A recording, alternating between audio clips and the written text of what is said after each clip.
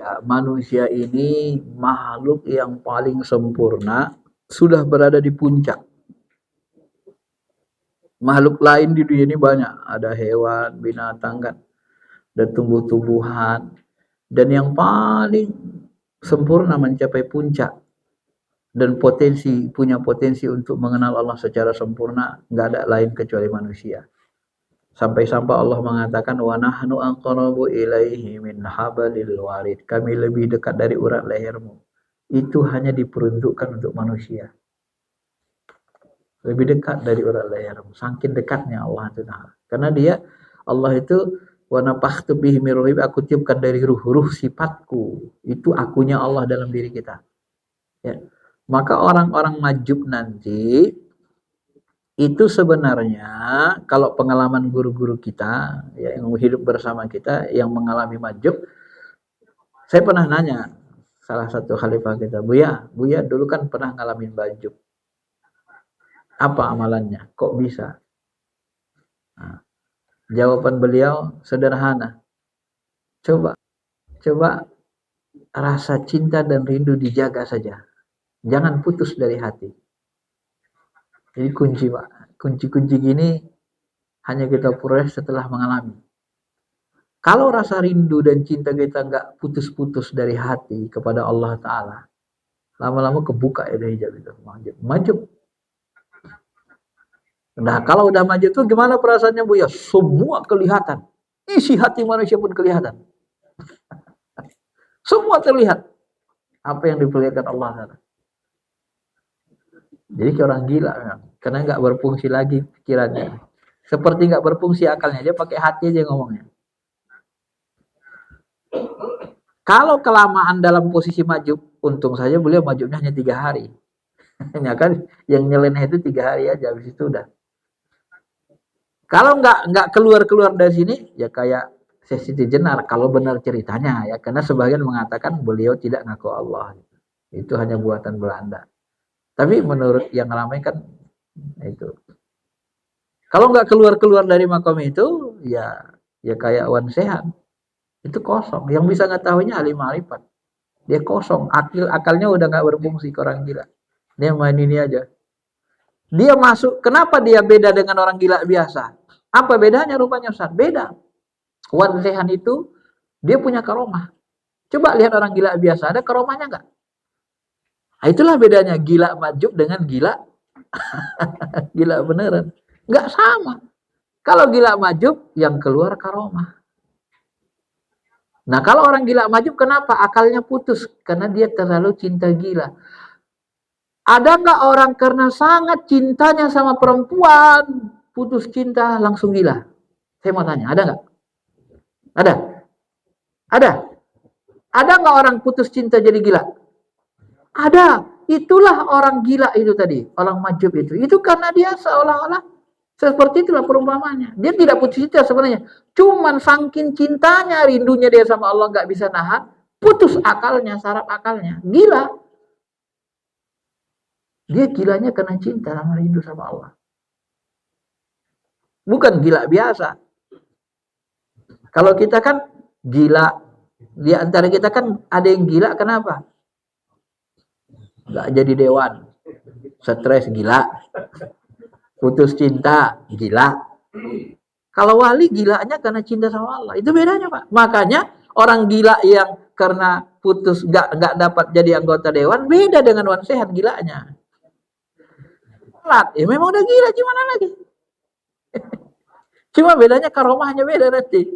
Itu aja gitu. Paham Pak ya bedanya ya? Bisa dipahami kan?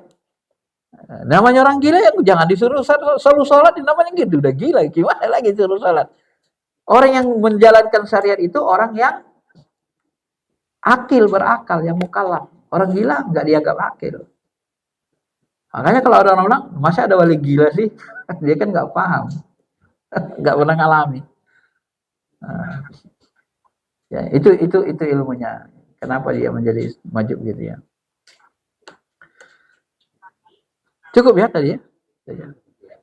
Ya. Untuk yang tingkatan ma'rifat. Oh iya, tingkatan ma'rifat itu bertingkat-tingkat. Yang saya ajarkan tadi di sini disebut ma'rifat sifat dan zat. Untuk sampai ke ma'rifat sifat dan zat kita harus menggunakan metode tadi. Maka disebut jalan cepat. Kalau untuk ma'rifat asma af'al ada lagi lebih rendah.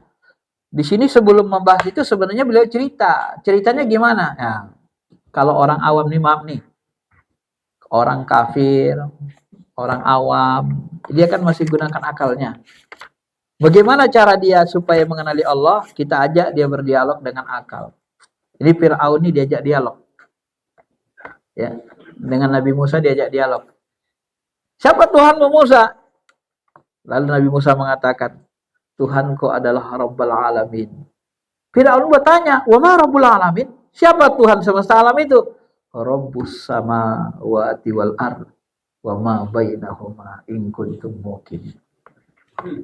Nah, kalau bahasa saya gini, hei Fir'aun, Tuhanku pencipta langit dan bumi. Coba lihat langit itu. Siapa yang ciptakannya itu? Coba lihat, langit itu tinggi, luas, maha tinggi. Gak ada yang bisa menggapainya. Gak ada tiangnya. Itu sudah ratusan, ribuan, puluhan ribu, ratusan ribu atau miliaran tahun sih Allah ciptakan. Gak pernah rusak, gak pernah bengkok, gak pernah cobek. Gak ada yang rusak sedikit pun. Masjid kita udah rusak, diperbaharui kan. Belum nyampe 100 tahun mungkin kan. Langit itu udah berapa ratus ribu tahun, mungkin miliaran tahun, nggak ada. Bapak lihat ada miring nggak? Hal taruh putur. Adakah kamu lihat miring? Kata Allah. Miring aja enggak. Siapa yang buatnya? Tarik akalnya. Ini makrifat orang awam harus dari akal, Pak. Kalau yang kita ajarkan tadi itu makrifat pakai kolbu, sifat zat, cara cepatnya. Kalau dari dasarnya ini, coba lihat langit bumi. Pakai saintifik. Kalau Raja Namrud kan begitu juga dialog. Siapa Tuhanmu? Tuhanku Rabbul Alamin katanya. Tuhanku Rabbu yuhyi wa yumit. Tuhanku yang bisa menghidupkan dan matikan, kata Nabi Ibrahim. Kalau cuma menghidupkan matikan gampang, aku pun bisa. Gimana caranya? Nah, dipanggilnya, sini kamu. Dipanggilnya 2 pasukannya. 1, ini saya matikan. Diambilnya pedangnya. Cek, mati. Ini saya hidupkan, kamu pergi sana. Saya menghidupkan matikan gampang. Lalu Nabi Ibrahim bilang, Allah Tuhanku menerbitkan matahari dari timur, menenggelamkannya dari barat. Bingung Namrud, gimana caranya? Bingung dia kan? Gak bisa dia. Mau ditariknya matahari gak kuat, gak bisa, gak ada tenaga. Jadi dirontokkan keakuannya itu. Karena Fir'aun ngaku Tuhan, Namrud juga mengaku Maharaja. Jadi diajak akalnya itu dulu. Ini untuk orang kafir, orang awam, main akal dulu kita, Pak. Kalau yang saya kata itu tasawuf, karena kajian tasawuf tinggi. Kalau orang biasa kita pakai akal. Makanya saintifik itu sangat membantu. Kalau bahasa Harun Yahya, coba perhatikan ini air. Itu ketika matahari menyinari laut, itu kan naik kan jadi uap kan? Itu jadi awan. Setelah jadi awan nanti diproses lagi, turun lagi air jadi air. Jadi air yang naik ke langit dengan yang turun ke bumi, bimikdarin. Kata Al-Quran, kata Allah, kami turunkan air dari langit dengan ukuran. Ada ukurannya, kadarnya Pak. Kalau kebanyakan air turun dari langit ke bumi, ini tenggelam bumi kita. Kalau kebanyakan air naik dari bumi naik ke langit, habis air, nggak bisa minum kita. Siapa yang mengaturnya tuh? Yang membuat ukuran itu naik turun air? Amerika nggak sanggup. Cina nggak bisa. Jepang apalagi. Nah, itu diajak berpikir. Ini pagi-pagi gini nih. Tumbuh-tumbuhan menghembuskan oksigen. Kita buka oksigen. Segar kan? Pagi segar. Malam hari nanti dia semburkan H2O. Kok bertukar? Coba kalau dia ngembuskan oksigen terus. Yang butuh H2O mati. Coba dia hembuskan H2O semua. Sesak napas kita, kekurangan oksigen. Siapa yang membuat keseimbangan alam itu? Mijan itu. Kalau bukan Allah yang ngatur. Nah ini, disuruh berpikir dengan akal. Ini makrifat. Namanya makrifat semesta. Makrifat af'al. Jadi ada makrifat af'al, makrifat asma, makrifat sifat dan zat. Ini tadi sifat dan zat mendekati. Jadi bertingkat-tingkat itu makrifatnya. Nah, begitu. Saya paham ya? Ya, kira cukup ya.